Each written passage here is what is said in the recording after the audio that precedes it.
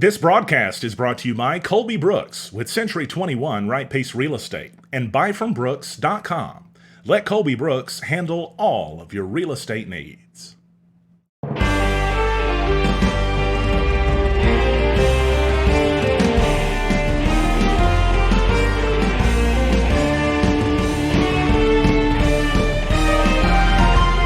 Now, Stan Morris reporting. Thanks for joining us for a late night update on NEA Report as tonight, Thursday night, April the 2nd, 2020. And we say these dates because of a reason. Of course, going forward in history, these dates will continue to change with more updates, and we want to be able to look back on this stuff. But as of tonight, 683 coronavirus cases in Arkansas. That includes in Mississippi County, where the Arkansas Department of Health confirming at least one case is now present, 1 to 4 according to their map. There's over 1 million global cases as well. These are the headlines at neareport.com. You can go and read them right now.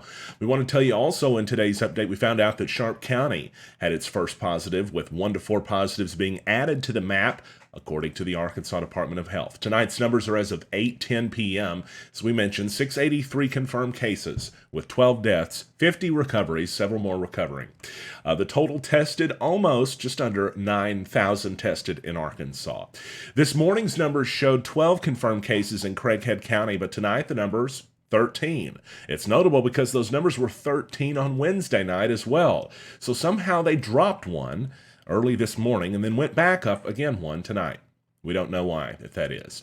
By the numbers, Clay County, 0 positive, 26 negative. Randolph, 1 to 4 positive, 92 negative. Sharp County, 1 to 4 positive, 11 negative. Independence, 1 to 4 with 36 negative. Lawrence County, 1 to 4 positive, 25 negative. Greene County, 1 to 4 positive with 115 negative tests. Mississippi County, with their first positive tonight, 1 to 4 positive, 21 negative.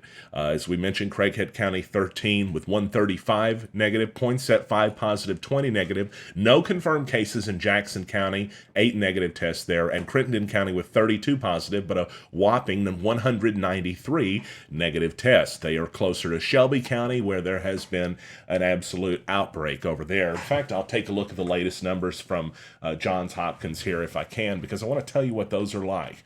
It's been significantly more in Shelby County, and even also to the south in Mississippi nearby as well. It seems like a lot of folks are taking it from there and possibly moving into other areas. So travel into Tennessee and to Memphis may be something that you might want to reconsider right now if you're looking for plans out there.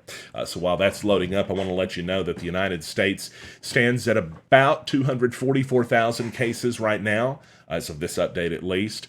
That's over double where the number 2 country is, which is Italy at 115,000.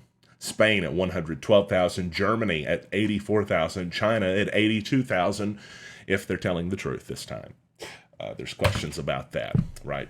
So taking a closer look, I wanted to look at where Memphis was right now. Johns Hopkins has set up a website, coronavirus.jhu.edu. You can go there. They have a map system set up. There are 638 confirmed cases in Shelby County, 7 deaths. So a tremendous overflow of cases happening there. Globally, there's over 1 million cases as we come to you tonight on NEA Report. 52,000 deaths, actually almost 53. 210,000 have recovered, meaning about 750,000 still have this thing globally and have been tested. Some people may bring it to your attention and say that the mortality rate is only for those confirmed to have it, and those who don't have it would not be factored into that. Thus, it would be lower, and those people would be accurate. However, a mortality rate is based on people confirmed positive for it in tests, just as with the flu. They test and they confirm that someone has it. So really, in that sense, the argument is against the amount of tests, not necessarily the accuracy, because based on the numbers, if you're confirmed, that mortality rate is what you're facing. And that's the point of conveying that message. Arkansas remains slightly below projected cases, and that was a big point today from the Arkansas Governor Asa Hutchinson, who wanted to reinforce his decision not to implement a stay-at-home order. That's why he brought this data up. We're showing you Arkansas has remained under projections, but you could still see we're rising. And so it eventually, at some point, it doesn't have it on the map, but we will meet the capacity for hospitals. We don't know where that's at because they didn't include that. My guess is it would have easily have been met as that arc continued to go higher and higher and higher. Hopefully, we get it to where we're not heading that way as well. If you want to watch what the governor said, it's at neareport.com. The Paragould mayor issuing a statement today that was on social media talking about us being in unprecedented times. It's truly that for Northeast Arkansas and all of the world, too. 6.6 million filed for unemployment. That was a record. That was announced in the New York Times and other outlets today, but that's talking about the past week. In the past week alone, 6.6 million people went to unemployment and filed, meaning over that lost their jobs. The week prior to that, it was around 3.3 million, 3.2 plus, so almost 10 million in 2 weeks. It's devastating. The city of Jonesboro provided several updates. They actually held a press conference today and made several storm updates as well as some updates related to COVID-19, stressing that that was still the most important issue that our city is facing right now. Of course, you can see there in that article that I'm showing you at the moment, that was something that was discussed previously on Wednesday, too. We found out on Thursday, today, that in Jonesboro, 135 homes had been destroyed by the tornado. Of course, this happening on Saturday, last Saturday, as we're recording this or bringing it to you live here tonight, depending on when you're watching our broadcast. The Jonesboro mayor began the press conference this afternoon warning of COVID-19 remaining the top threat, something that a lot of folks, to be honest, having a hard time thinking about with their homes looking like this. Look at the screen. Those are photos that I took whenever the mayor allowed NEA Report to go with him on a tour of the damage. The residential areas that were hit were just devastated in some cases, and we learned of the numbers today from Craighead County Judge Marvin Day. I'm going to scroll up just a bit and we'll look at those photos again. But the Craighead County judge said that 135 were destroyed, 108 suffered major damage. Basically, they may be irreparable in some cases, or in others, major repairs would be needed. 390 suffering minor damage, 16 affected. Beyond that, maybe debris hit it or something. 20 inaccessible total. But incredible amounts of damage that took place, and even with that happening and all the cleanup efforts happening, the city asking everyone to stay off Prospect Road and other things taking place related to this, the mayor urging folks to remember right now that COVID-19 remains the top threat to life going forward, as somehow, despite all of this horrible damage we're causing you, which in many people's comments, they've said it looked like Joplin, Missouri, and I would agree, somehow, no fatalities out of that. I believe 22 injured was the number that was last brought to us. A handful of those with overnight stays, mostly minor injuries. Jonesboro, very lucky, or in some cases perhaps blessed, which is what we're hoping happens to the congregation of the church we're going to tell you about now, who plans to continue meeting despite the COVID outbreak. A church in Jonesboro that's continuing to hold services said that the Lord and Savior Jesus Christ had COVID-19. According to a post last night on Facebook, it says that Jesus died with COVID-19 so that you didn't have to bear it. That posted by Awaken Church. The story, since we posted it last night on NEA Report, has been picked up in Newsweek and other national outlets.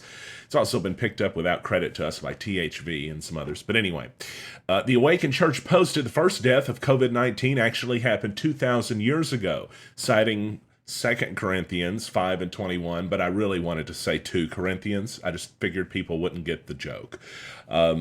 So it actually makes a couple of adjustments talking about sin being sickness. I've seen that offend some people on my news feed. But we're not making judgments or passing judgments on the church or what they're saying. In fact, we're here to bring you both sides of the story. They said in a Facebook post that they're going to continue having services, in-person services, but with that being the case, they're also having online services, and they're recommending the elderly or those at risk, those with underlying health conditions, or those who are just worried. They're recommending that those people go online and watch the service, not attend in person. many of the lessons from the pastor Chad Gonzalez focus on healing. You can see his website, chadgonzalez.com, where he offers the Healing Academy for $89 or $35 digital. In one of the videos, this one, actually, I don't know that you could see the mouse, but you can see the highlight of the YouTube on the NEAreport.com article. Well, the woman says her short leg was grown out. She took her prosthetic things off and was walking normally. Another man would go on to say in another video he was healed of scoliosis and short leg. Basically, according to the pastor there, this would go against their beliefs, that they believe that they can be healed of a virus if it is to afflict them. So they're going to continue services even after the nationwide attention, based on everything we can tell, but that is despite a bad incident that took place in Cleburne County where at least 37 who attended a church event, the First Assembly of God Church at Greer's Ferry, tested positive for the coronavirus. The article says one member died, but according to Johns Hopkins, 2 people have died in Cleburne County, so that may have changed since. The pastor posted about it a week or 2 ago, actually in both cases. The updates talked about the grueling symptoms. He said that testing was not available, or dozens at the local church for a while, but they pushed the envelope, eventually got it. Tests are not available out there right now for people, right? So even though Craighead County is listed at 13 tonight, which has changed and changed and changed, even though that's the case, it may be more, right?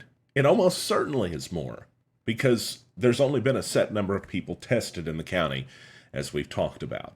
Meanwhile, hopefully, none of the members of Awaken Church ever test positive for this, and we hope that most of them will observe social distancing. Even if they attend, we hope that those numbers don't go above 10. However, the mandate that is out there by the governor is exclusionary for churches. Churches don't apply under that because of the separation of church and state, according to the governor. So we'll see you Sunday at Awaken Church, or at least that's what the Post says. We're not going to go. We might watch the live stream, but it's probably the best that you avoid gatherings right now if you're following the advice of the medical professionals, or basically all of the people in our society that are telling us that this could be a bad idea. But we're not passing judgment on the church. Make no mistake.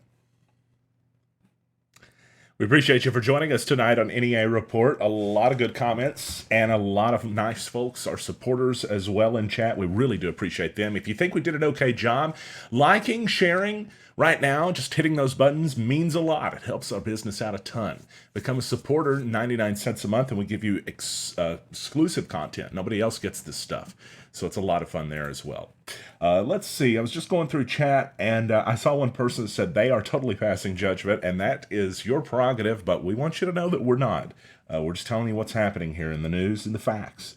By the way, want to let you know as well, we appreciate our sponsor, Colby Brooks, with Century 21, Right Pace Real Estate, and buyfrombrooks.com. Let Colby Brooks handle all of your real estate needs. Of course, in the Jonesboro area right now, a crazy time with everything that's happened, some of the stuff we reported on, but we do appreciate our sponsors for sticking with us and making local news continue to happen for all of you out there. Thanks, everybody, for joining us. Stan Morris reporting on NEA Report about 9:15 on a Thursday night. We'll see you tomorrow. And don't forget, become a supporter now. You could join us for our supporter show tomorrow. It'll be a lot of fun. We don't know who we're having on yet, but we've got a couple of big names in the works. We'll see if it comes together. Have a good night.